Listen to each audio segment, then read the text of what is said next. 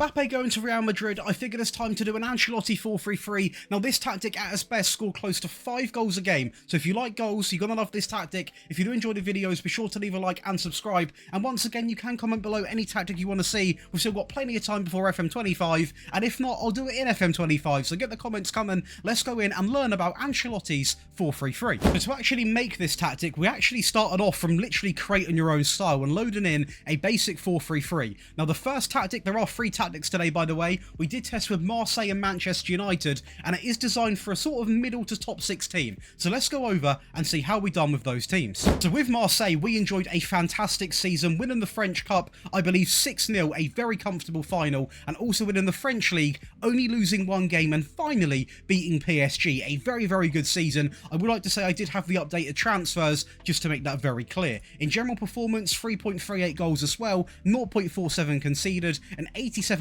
pass completion, and over 23 shots every single game. An incredible French season. Manchester United, nearly a quadruple winning season. Unfortunately, the Carabao Cup we do lose. We do win the FA Cup. We absolutely smash Lazio in the Europa League final, and also win the Premier League over Man City, all while looking very, very comfortable. This really does get the best out of a front three, and as you can see, goals scored, we were absolutely dominant, outscoring City, Liverpool, Arsenal, all of the top teams really. And the data hub again is going to look like this: 3.47 goals per game, 0.55 when it comes to the conceded, bang on 22.5 shots a match, a great pass completion, and a very good tackle win ratio. And you know the scary thing, this is not even the best the tactic gets. So if you want to get access to all 3 of these tactics today, by the way guys, in one simple download, you also want them on mobile, you want them on console, you want access to all of my rebuild files and the rebuild tactics, you want early access to the tactics, priority in the requests, and access to the giveaways, because there's a lot of stuff going on. You can come over and join the Patreon, where I believe there is actually over 13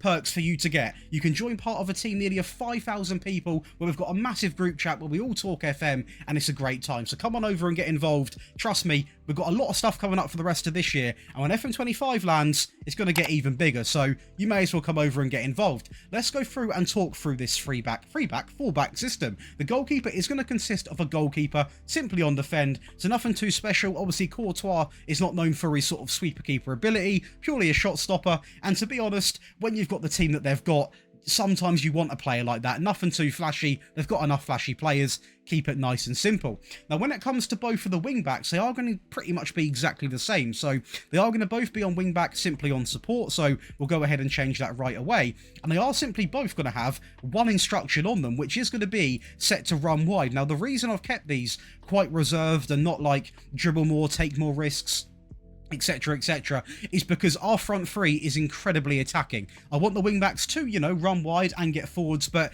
not be too risky when it comes to the passing.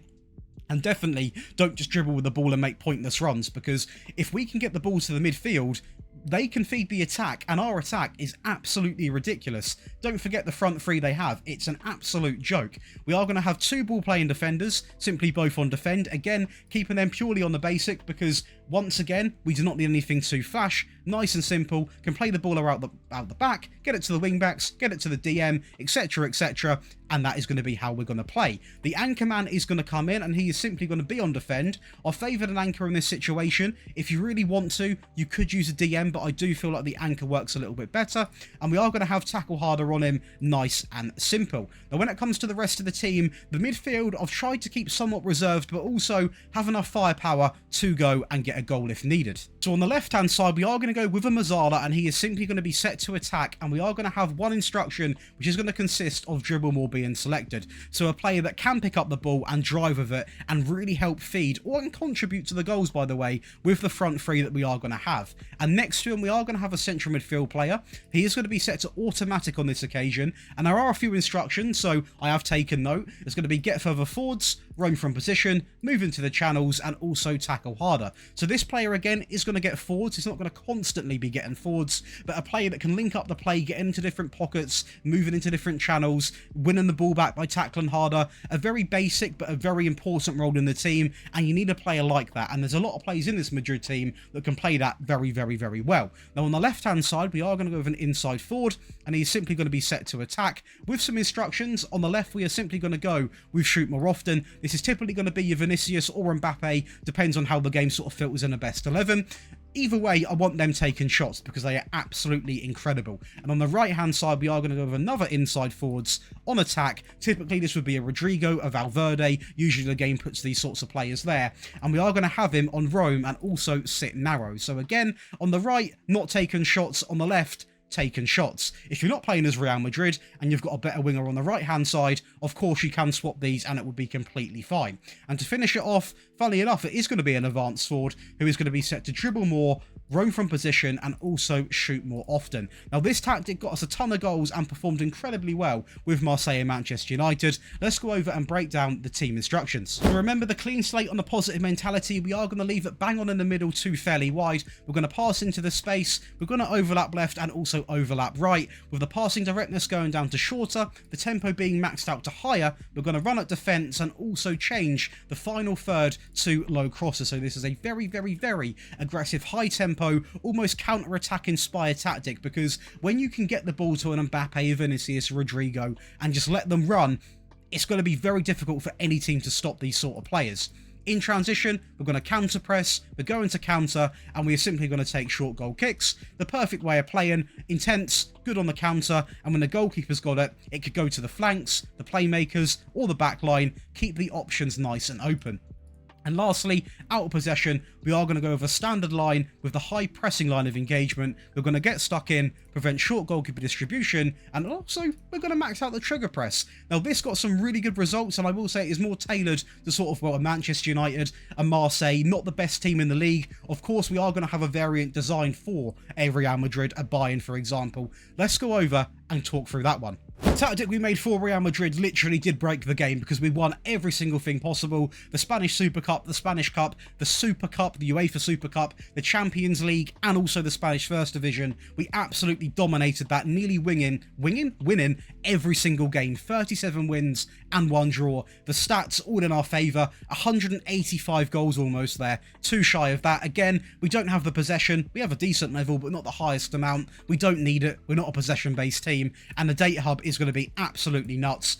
4.82 goals a game, only 0.58 conceded, over 24 shots a game, a decent pass completion considering how many shots we're having. It really did impress me. It was absolutely nuts. You're going to want to see this one. So this is going to be the attacking variant. It's basically designed to be a little bit more attacking than the previous one we show you. So if you are playing as a better team, or maybe you want to change in-game to go a little bit more attacking, this is going to be the perfect tactic to do that. So the goalkeeper does remain the same, as does both of the ball-playing defenders. The wing-backs, they are going to be a little bit buffed up now, so they are still going to be on support, but we are going to introduce take more risks, dribble more, run wide and also stay wider. So the idea behind this was to keep the same roles at the back because it worked really well, but just make the wing backs a little bit more attacking. I'm going to scrap the anchor because of course it is quite a defensive role, and we are going to introduce a supportive DLP on more direct passes and also tackle harder. And Mazzala on the left does remain the same. The midfielder, the central midfield player, goes to attack now on the right, on roam, move into the channels and also tackle harder.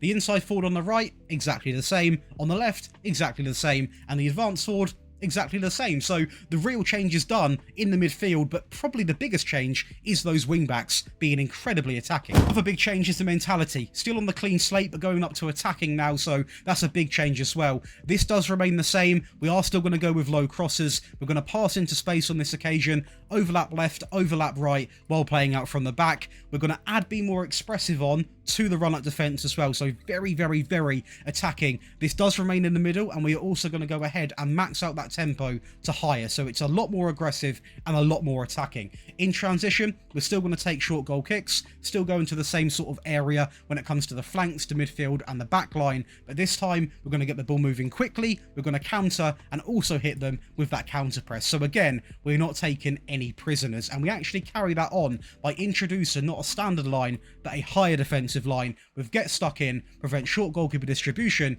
and maxing out that trigger press. So if you are playing as a sort of top 3, top 2 team, one of the powerhouses in the league, or you built a team like that, or you're in a game and you think I need a goal, this is what you want. Also to go over and test this in the Spanish second division with a weak team that is going to be Burgos. Now we have actually won this league, we've got one more game to play, but you can see the points, it's a wrap. We've got the job done, a very good season. We'll quickly scan over it and go over the data hub, as we are going to be looking at 2.78 goals per game, just over a goal conceded a game, an 87% pass completion and a very good amount of shots per game. game, but we are a team predicted to finish inside of 15th place, and we've won the league. So if you are playing as a real low down team, or you want a tactic that can simply defend out a game, we're going to go over and break that down for you now.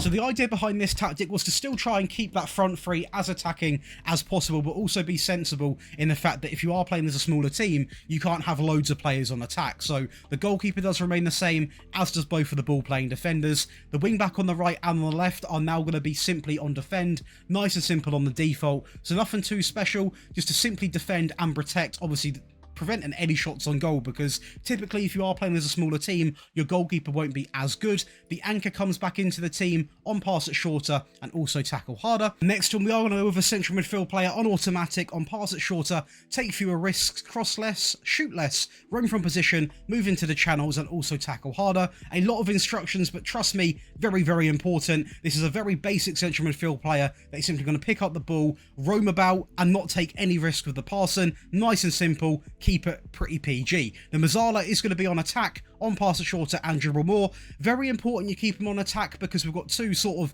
defensive minded players, the one real defensive minded player and one more a supportive role. So we've got to have one that is really attacking to support the inside forward on the left, that is on support, on pass it short, shoot less, roam and also sit narrow. And on the right hand side, exactly the same. So they're not going to be taking shots, they're going to be a lot more possession focused, keeping the ball, roaming, playing it short, linking up between the midfield to feed that advance forward, on attack, on dribble more, shoot more often and also roam from the position. So what I will say is this tactic will not score as many goals as we've seen, but it is because of two reasons. Firstly, this is more possession focused, and secondly, it's usually used with a smaller team. So it's a very good tactic that does get the most out of small teams, and like I said, you can also use this to defend a game out with if you are playing as a powerhouse. So there's multiple uses for these tactics. That's why I always say make sure you're testing with every single one of the variants. So again, the clean slate on the positive mentality, we are going to leave this in the middle too fairly wide. We're going to play out from the back. The final third is still going to be set to low crosses.